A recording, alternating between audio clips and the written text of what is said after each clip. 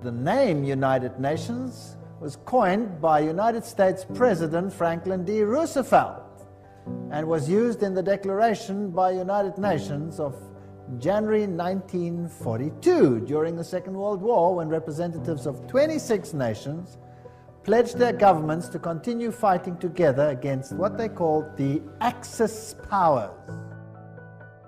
So it officially came into existence on the 24th of October 1945, when the Charter was ratified by China, France, Soviet Union, United Kingdom, United States, and by a majority of the other signatories. And every 24th of October they celebrate this founding of the United Nations.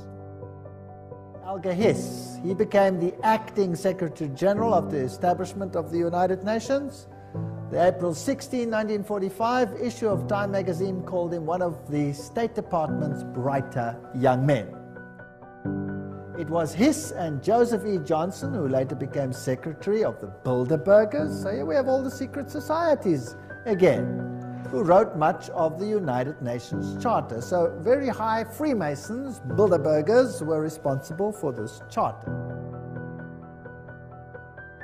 Patterning it after the Constitution of Russia and the Communist Manifesto. So the Constitution of the USSR is almost identical to the Constitution of the United Nations, for those who did not know that. Winston Churchill, the creation of an authoritative world order is the ultimate aim towards which we must strive, and the United Nations formed part of that. Charles de Gaulle, who was also instrumental, nations must unite in a world government or perish. So the big figures involved had this philosophy. Then there is a man, I don't know how to pronounce his name, Trygve Lie. The first official UN Secretary General was a high-ranking member of Norway's Social Democratic Party, which was, by the way, an offshoot of the Third Communist International. And then came a man, Dag Hammarskjöld. And he was the second Secretary General. He was a Swedish socialist. He openly pushed communist policy. He was the Secretary General of the United Nations from 10 April 1953 to 1961. Then he met his death in a plane crash. Now, what did he do in the United Nations? Well, one of the first things he did was to produce or create a prayer room. And there it is on the left-hand side. A stone in the middle of the room was placed to tell us we may see it as an altar, empty, not because there is no God, not because it is an altar to an unknown God, but because it is dedicated to the God whom man worships under many names and many forms. The meditation room is shaped as a pyramid, a trapezoid. The meditation room faces north-northeast. To enter the room, one must proceed from darkness into light. Indeed, the middle order of the Satanic Brotherhood is called the Order of the Trapezoid. And Anton LaVey, who is the founder of the Church of Satan, refers to an occult principle known as the law of the trapezoid. So we seem to have a very occult room here. And then came U Thant, the third Secretary General, and he was a Marxist. So here you can see how the philosophy in the beginning was programmed. The New Age agenda was to merge God and nature. That's what Teilhard de Chardin, the father of the philosophy of the UN, said. We must become pantheistic, eradicate male-female distinction, world peace, nuclear disarmament, one world government, one world religion. The organizations leading up to this, the United Nations, of course, Council of Foreign Relations, Trilateral Commission, Bilderbergers, Gorbachev Foundation, and the Club of Rome. And they've already put up a constitution which is known as the Constitution for the Federation of Earth. The former director of the World Health Organization, Dr. Brock Chisholm, of course that's also a United Nations organization, says, to achieve world government it is necessary to remove from the minds of men their individualism, loyalty to family traditions, national patriotism and religion's dogmas. Your individualism must go, you must become a number. This is Marxism. The state is supreme and you are nothing but the catechumen, a goyim, or nothing.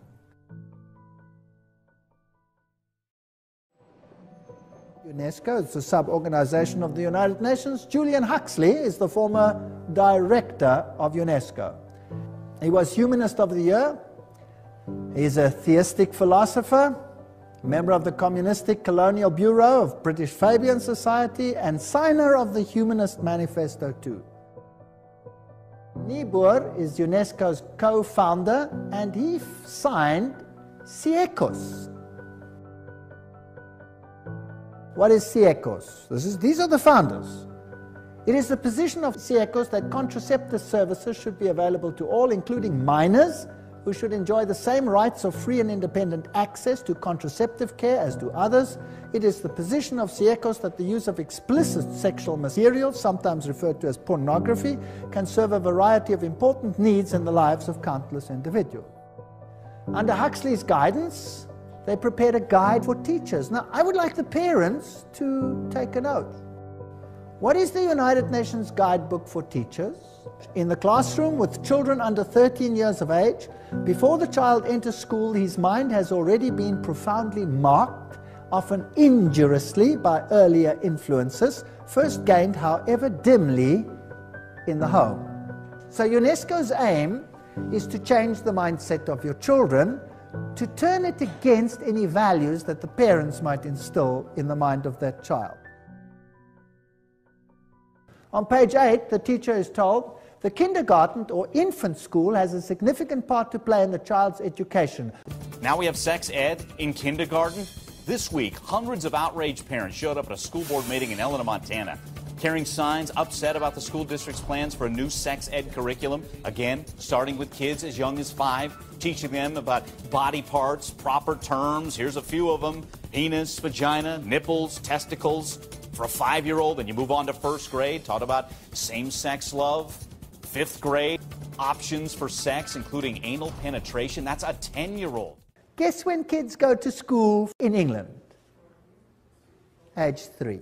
And on the phone, a parent in the district, Brian Ackerman, has 3 young daughters. What, a 1st grader, 3rd grader? You're going to have a kindergartner next year. Brian, your reaction to think that your little girls might be taught this, especially your youngest, who's going to be a kindergartner soon? You know, right now my reaction, Mike, is I guess it's the lack of somebody that stepped up and said the age appropriateness of this has been established by X, and X's qualifications are. More so right now, it seems that the material has been introduced, and the people that brought the curriculum together as a group decided, well, at this point it's age appropriate, and we really haven't seen where that age appropriateness comes from. You know, what's the impetus, what's the driving factor, who decides this, when did they decide it, and how did they decide it? Right. Well, let's ask Dr. Bruce Messinger. Bruce, seems to be a big question here. Who's deciding age appropriateness? Did you have parents involved as you were putting together this curriculum?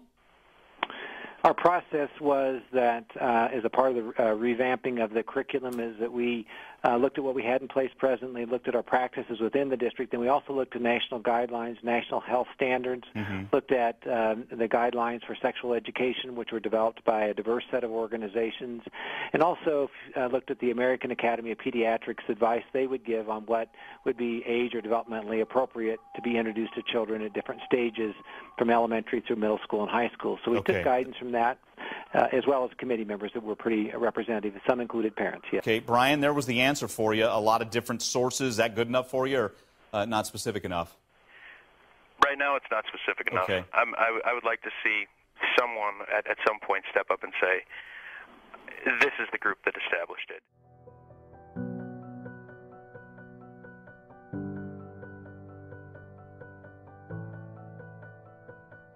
What about these world religions? Now, this is the crux of the matter. Now, this is a very interesting man, Robert Miller. He's the former Assistant Secretary General to the United Nations. He wrote, "We must move as quickly as possible to a one-world government, a one-world religion, under a one-world leader." Robert Miller writes, "The underlying philosophy upon which the Robert Miller School is based will be found in the teachings set forth in the books of Alice A. Bailey." So the philosophy is based on Luciferian channeled writings preparing for the coming of Lucifer. No human force will ever be able to destroy the United Nations.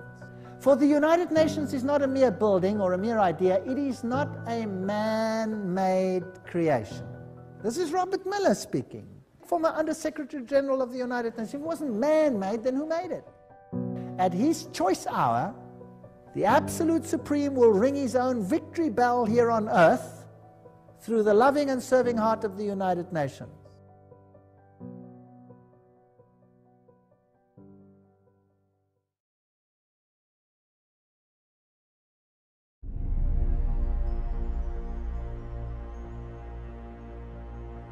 Celebration of the International Year of Light 2015, and here is a very symbolic symbol of this light in the form of a snake going around her arm, and they refer to that as a hug from our oldest friend, because that is a direct reference to Lucifer giving intellect to Eve in the Garden of Eden.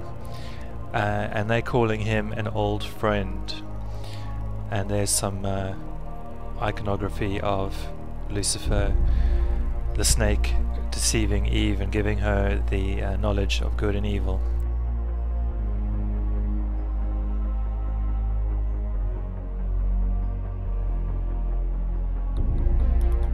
We turn our attention back to the unraveling situation in Haiti. Last Friday, at approximately 3 in the morning, 400 Brazilian-led United Nations occupation troops in armored vehicles laid siege once again to the impoverished community of Cité Soleil,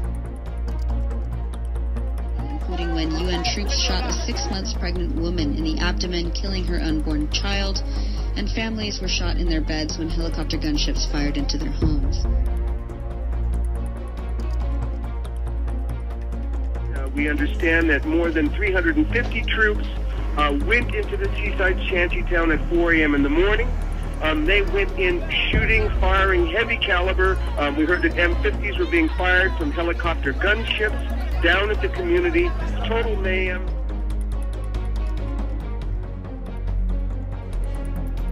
Young children, pregnant women being killed, gunned down by the United Nations. What the UN has said that there were no non-combatants who were killed during that raid, that they only fired, returned fire after being fired upon. What you see are unarmed civilians who are victims of headshots. Headshots, of course, are meant to kill. The unarmed civilians that we see bleeding to death in this footage are clearly unarmed.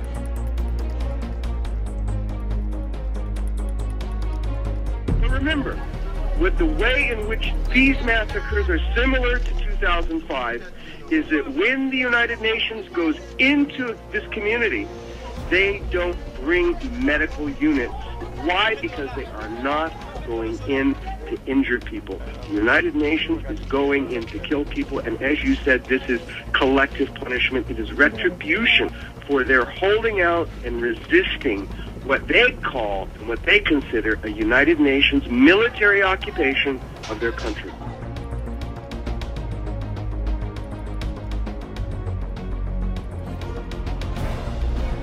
Here's the way they look at it. Adam and Eve were held prisoner in the Garden of Eden by an unjust, cruel, and vindictive God until Lucifer, through his agent Satan, set man free from this garden by giving him the gift of intellect. Through the use of intellect, man will conquer the earth, will conquer nature, and will himself become God. It's taught in every Masonic temple in this land. Every secret brotherhood, every secret society, every mystical temple, every occult organization teaches the Luciferian philosophy.